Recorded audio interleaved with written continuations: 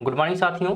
इस वीडियो में हम लोग कवर करने वाले हैं 15 जुलाई से जुड़े हुए महत्वपूर्ण करंट अफेयर जो कि सभी प्रकार की परीक्षाओं के लिए महत्वपूर्ण होंगे। चाहे आप ग्रुप डी की तैयारी कर रहे हैं या एनटीपीसी के रेलवे में किसी एग्जाम की या एसएससी की तैयारी कर रहे हैं, तो सभी प्रकार के एग्जाम के लिए महत्वपूर्ण है। तो जितने भी लोग पहली बार आए हैं उनसे विशेष तौर पर निवेदन रहेगा कि वीडियो पर थोड़ा सा रुकिएगा, समय दीजिएगा और एक बार वीडियो को कंप्लीट जरूर देखिएगा, जिससे बिल्कुल आपको अनुमान लग जाएगा कि वीडियो जो है कितना इंपॉर्टेंट है, कितना बेहतरीन जो है करंट अफेयर क्या है डेली बेसिस पे जो है कवर कराई जाती है। चलिए पहले प्रश्न की बात करते हैं। तो कह रहा है ग्लोबल लिवबिलिटी इंडेक्स 2026 में दुनिया का सबसे रहने योग्य शहर किसे घोषित किया गया है। तो सबसे रहने योग्य शहर की बात करेंगे तो कोपेनहेगन को जो है घोषित किया गया है। तो बी ऑप्शन यहाँ पे राइट हो जाएगा। देखिए इससे जुड़े महत्वपूर्ण बिंदु भी देख लेते हैं।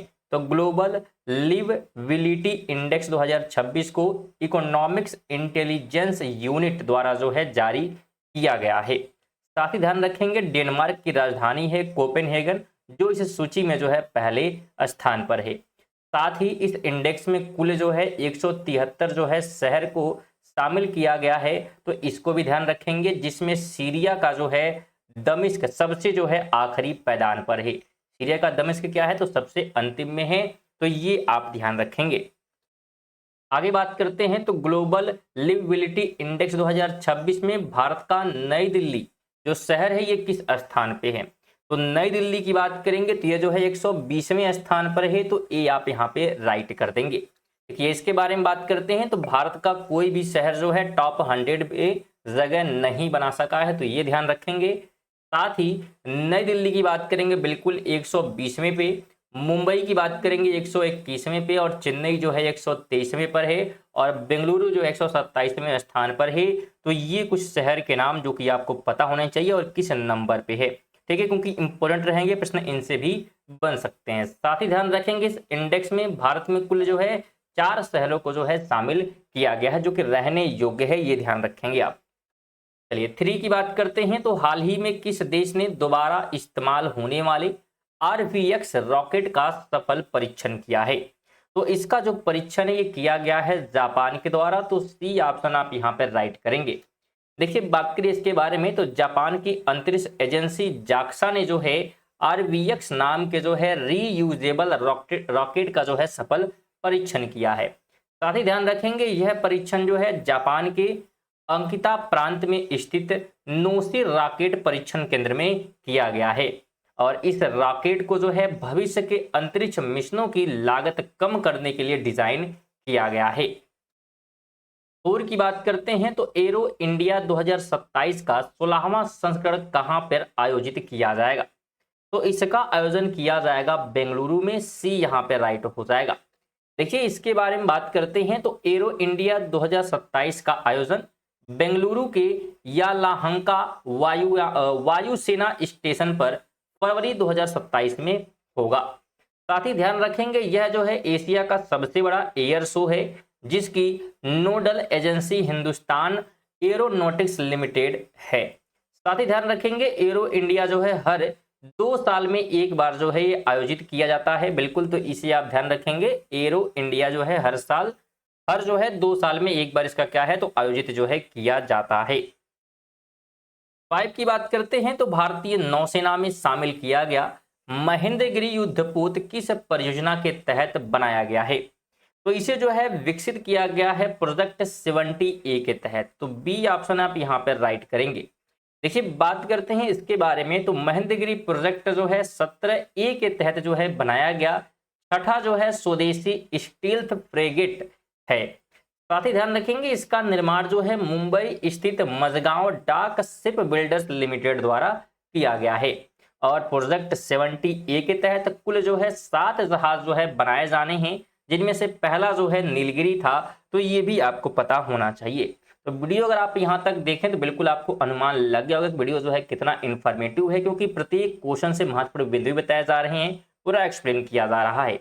तो इसी बात पे जो है लाइक और शेयर जो है बिल्कुल कर दीजिएगा। आप सभी लोग दोस्तों के साथ भी बिल्कुल शेयर करते रहेंगे। और अगर कल का यानी कि 16 जुलाई का करंट अफेयर अगर आप मिस नहीं करना चाहते हैं तो सब्सक्राइब भी करिएगा, जिससे कि नोटिफिकेशन आपको रेगुलर बेसिस पे मिलती रहेगी। बेल आइकन को जरूर ऑल पर सेट कर लीजिएगा। आगे बात करते हैं। तो तीसरा नमस्ते दिवस कब मनाया गया। तो अगर तीसरे नमस्ते दिवस की बात करेंगे तो यह जो है 14 जुलाई को मनाया गया है, ऑप्शन सी हो जाएगा। देखिए इसके बारे में बात करते हैं तो 14 जुलाई 2026 को केंद्रीय सामाजिक न्याय एवं अधिकारिता मंत्रालय द्वारा तीसरा नमस्ते दिवस मनाया गया। यह दिवस जो है 2023 में शुरू हुए नमस्ते योजना के 3 वर्ष पूरे होने के उपलक्ष्य में मनाया जा रहा है। साथ ही ध्यान रखेंगे इसका जो मुख्य उद्देश्य है सफाई कर्मचारियों को सम्मान करना और मशीनों द्वारा स्वच्छता को बढ़ावा देना इसका उद्देश्य है। आगे बात करते हैं तो विंबलडन 2026 में पुरुष एकल का खिताब किसने जीता? तो ये खिताब जो है जीता गया है जेनिक सीनर के द्वारा, बिल्कुल सी यहाँ पे राइट कर लेंगे आप। देखिए इसके बारे में बात करेंगे तो इटली के बिल्कुल खिलाड़ी हैं, टेनिस खिलाड़ी हैं जेनिस सीनर, और इनके द्वारा बिल्कुल विंबलडन 2026 पुरुष एकल का खिताब जो है जीता गया है। साथ ही ध्यान रखेंगे उन्होंने फाइनल में जर्मनी के जो है अलेक्जेंडर ज्वेरेव को जो है हराकर यह जीत हासिल की है। और जेनिक सीनर एक से ज्यादा बार जो है विंबलडन जीतने वाले पहले जो है इतालवी जो है खिलाड़ी यहाँ पे बने हैं, क्योंकि ये इटली के हैं, तो ध्यान रखेंगे। 8 की बात करते हैं, विंबलडन 2026 में महिला एकल का खिताब किसने जीता? तो महिला एकल के खिताब की बात करेंगे तो ये जो है लिंडा नोस्कोवा के द्वारा जीता गया है, बिल्कुल ए आप राइट कर देंगे। देखिए इसके बारे में भी बात कर लेते हैं तो चेक रिपब्लिक की लिंडा नोस्कोवा ने विंबलडन 2026 में महिला एकल का खिताब जो है जीता है। तो कहाँ की है आपको पता होना चाहिए, बिल्कुल चेक रिपब्लिक। और इसके अलावा ध्यान रखेंगे उन्होंने अपनी ही देश की जो है कैरोलिना मुचोवा को हराकर अपना जो है पहला ग्रैंड स्लैम खिताब जीता है। तो बिल्कुल अपने देश के क्या है तो खिलाड़ी को हराया है। इसके अलावा ध्यान रखेंगे विंबलडन जो है ओपन ग्रास कोर्ट पर खेला जाने वाला टेनिस टूर्नामेंट है। 9 की बात करते हैं, शेख अहमद बिन, क्या बात हो रही है, बिल्कुल शेख जो है अहमद बिन खलीफा, ठीक है। चलिए यहाँ पे देखते हैं हम फिर से एक बार, शेख जो है अहमद बिन जो है खलीफा की बात हो रही है, ठीक है। शेख जो है अहमद बिन खलीफा अल थानी, जिनका हाल ही में निधन हो गया है, किस देश के पूर्व जो है शासक थे ये? तो ये जो है शासक कहाँ के थे? तो ये थे कतर के। कहाँ के? बिल्कुल कतर के। तो बी आप यहाँ पे राइट कर देंगे। देखिए बात कर लेते हैं थोड़ा सा इनके बारे में भी। देखिए कतर के जो है बिल्कुल कतर के जो है पूर्व जो है शासक शेख अहमद बिन खलीफा अल यानी का 74 वर्ष की आयु में क्या हो गया है? तो बिल्कुल निधन हो गया है। और उन्हें जो है आधुनिक कतर, बिल्कुल किसका? तो आधुनिक जो है कतर का निर्माता माना जाता है, जिन्होंने कतर को जो है दुनिया के सबसे अमीर देशों में शामिल किया। साथ ही ध्यान रखेंगे वे जो है 1995 से 2013 तक कतर के जो है अमीर जो है बिल्कुल शासक रहे थे। आगे बात करते हैं तो कह रहा है कि 8वें खेलो इंडिया यूथ गेम्स 2026 का आयोजन कहाँ किया जाएगा? तो इसका आयोजन जो है होने वाला है तेलंगाना में। कहाँ पे? तो बिल्कुल तेलंगाना में इसका जो है आयोजन किया जाएगा, तो बी राइट हो जाएगा। देखिए इसके बारे में बात करेंगे, बिल्कुल 8वें जो है खेलो इंडिया यूथ गेम की बात हम लोग करेंगे तो इसका आयोजन नवंबर में होगा तेलंगाना में। और इसकी घोषणा जो है केंद्रीय मंत्री मनसुख मंडाविया ने जो है की है। साथ ही ध्यान रखेंगे पिछला यानी कि 7वां जो संस्करण है ये बिहार में आयोजित किया गया था इसका। 11 की बात करते हैं तो wild life institute of India society की 28वीं बैठक जो है कहाँ आयोजित की गई है? बिल्कुल इसके हम बैठक की बात कर लेते हैं तो इसका जो आयोजन है ये किया गया है कोयंबटूर में, बिल्कुल सी राइट हो जाएगा। देखिए इसके बारे में बात करते हैं तो भारतीय वन्य जीव संस्थान की 28वीं जो बैठक है कोयंबटूर यानी कि तमिलनाडु में आयोजित की गई। और बैठक की अध्यक्षता की बात करेंगे तो पर्यावरण मंत्री भूपेंद्र यादव के द्वारा जो है की गई है। इसके अलावा wild life institute of India का मुख्यालय अगर आपसे पूछे तो देहरादून, जो कि उत्तराखंड में बिल्कुल स्थित है। नेक्स्ट क्वेश्चन बात करेंगे तो ग्लोबल पीस इंडेक्स में 2026 की बात करेंगे तो भारत जो है किस स्थान पे है? तो भारत इसमें जो है 127वें स्थान पर है। तो बी ऑप्शन आप क्या करेंगे? तो बिल्कुल यहाँ पर राइट कर देंगे। देखिए इसके बारे में भी बात करते हैं, बिल्कुल ग्लोबल पीस इंडेक्स में भारत 127वें स्थान पर है। और इस सूची में जो आइसलैंड है दुनिया का जो है सबसे शांत यानी कि टॉप यानी कि पहले स्थान पर है। और इस तरह जो है वर्ल्ड हैप्पीनेस इंडेक्स में भारत जो है 116वें स्थान पर जो है, बिल्कुल ध्यान रखेंगे।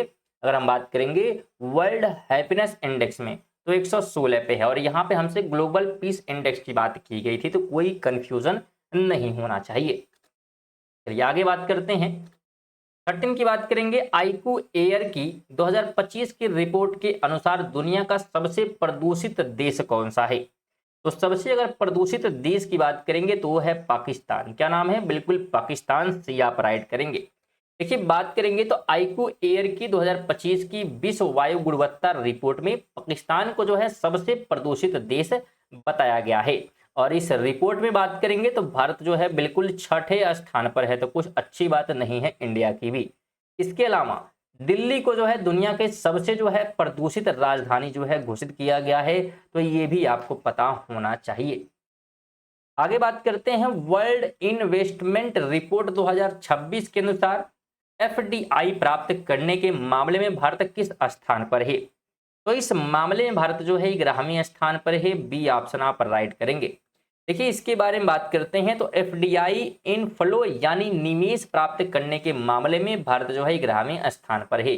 और इस सूची में अमेरिका की बात हम लोग करेंगे तो बिल्कुल पहले स्थान पर है, शीर्ष पर है। ध्यान रखेंगे एफडीआई जो है आउटफ्लो के मामले में भारत जो है 18वें स्थान पर है, तो ये पोजीशन भी ध्यान रखेंगे। 15 की बात करते हैं तो भारत का पहला राज्य कौन सा बन गया है जहां जापान की माचा चाय का व्यावसायिक उत्पादन शुरू हुआ? तो उस राज्य का जो है नाम है असम। क्या नाम है? बिल्कुल असम नाम है।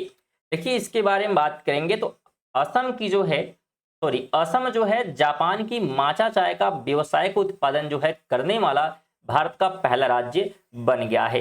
साथ ही ध्यान रखेंगे यह जो है भारत और जापान के बीच बढ़ते कृषि और व्यवसायिक संबंधों का एक हिस्सा है।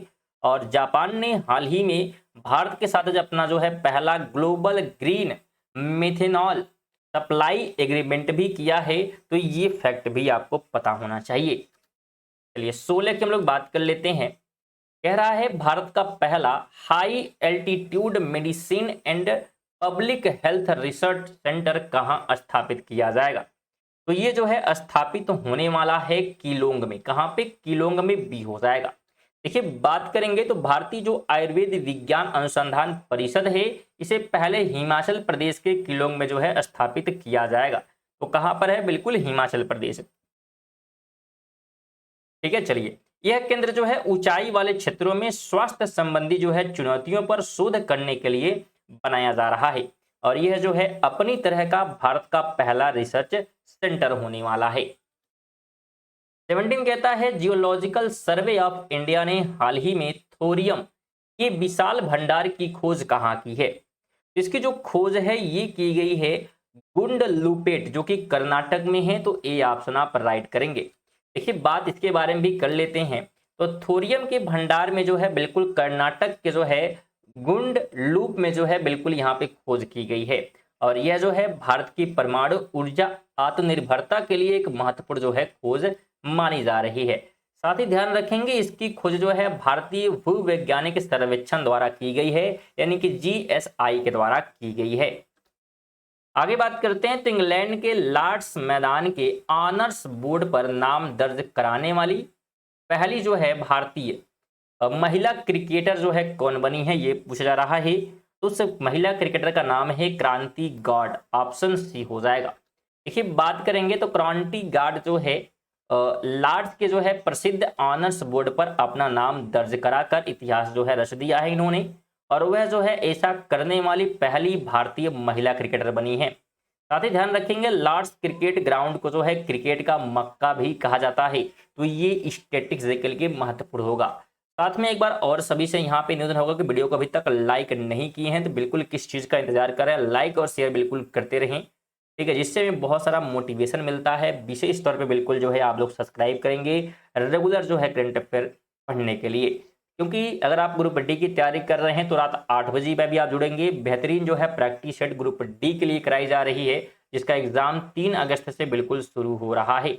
तो जीके जीएस साइंस और करंट अफेयर तीनों के प्रैक्टिस सेट चल रहे हैं इस चैनल पर, तो बिल्कुल महत्वपूर्ण है। यानी कि ग्रुप डी के पूरे 45 नंबर जो कि जीके में आपके पूछे जाएंगे, तो पूरी तैयारी यहाँ पे आपकी हो जाएगी। तो बिल्कुल रात को 8 बजे आप जुड़िएगा। चलिए 19 की बात करेंगे तो एशियन टेनिस फेडरेशन ने किस भारतीय टेनिस खिलाड़ी को प्लेयर एम्बेसडर नियुक्त किया है? तो इनके द्वारा नियुक्त किया गया है लिएंडर पेस को। ऑप्शन सी हो जाएगा। देखिए बात करेंगे तो लिएंडर पेस को जो है एशियन टेनिस फेडरेशन ने प्लेयर एम्बेसडर के रूप में नियुक्त किया है। और पेस भारत की जो है सबसे सफल टेनिस खिलाड़ियों में से एक हैं। तो ये आप ध्यान रखेंगे, पेस मतलब लिएंडर पेस की बात हो रही है। और यह नियुक्ति जो है एशियाई टेनिस को बढ़ावा देने के उद्देश्य से की गई है। 20 की बात करते हैं तो भ्रष्टाचार धारणा सूचकांक 2026 में भारत किस स्थान पर रहा? तो भारत जो है इसमें 91वें नंबर पर रहा है। बिल्कुल ए आप राइट करेंगे। इसके बारे में भी बात कर लेते हैं। तो करप्शन परसेप्शन इंडेक्स में बात करेंगे तो भारत बिल्कुल 91वें स्थान पर है। और इस सूची में जो डेनमार्क है भ्रष्टाचार के मामले में सबसे जो है कम यानी कि टॉप पर है, यानी 1 नंबर पे, जहां भ्रष्टाचार बिल्कुल नहीं है ऐसा हम कह सकते हैं। बाकी कंपेयर देशों के अगर हम करें तो कंपेयर, ठीक है। साथ ही ध्यान रखना है कि मानव अगर विकास सूचांक की बात करेंगे तो भारत जो है उसमें 130वें स्थान पर है। तो ये पोजीशन भी ध्यान रखेंगे। तो ये आज के हमारे 20 महत्वपूर्ण करंट अफेयर थे। वीडियो आपको कैसी लगी है बिल्कुल सभी से रहेगा, बिल्कुल एक प्यारा सा कमेंट करें। जो लोग लाइक और शेयर कर नहीं किए अभी तक तो बिल्कुल लाइक और शेयर करके जाएंगे। और पीडीएफ के लिए टेलीग्राम से जुड़ सकते हैं, लिंक उसका डिस्क्रिप्शन में है। व्हाट्सएप चैनल का भी लिंक है, वहां भी जाकर जुड़ सकते हैं। और सब्सक्राइब करना बिल्कुल मत भूलिएगा, नहीं तो कल का करंट अफेयर आप मिस कर देंगे, फिर आप ढूंढेंगे। बेहतरीन चैनल है करंट अफेयर के, तो बिल्कुल आप जुड़ जाइएगा।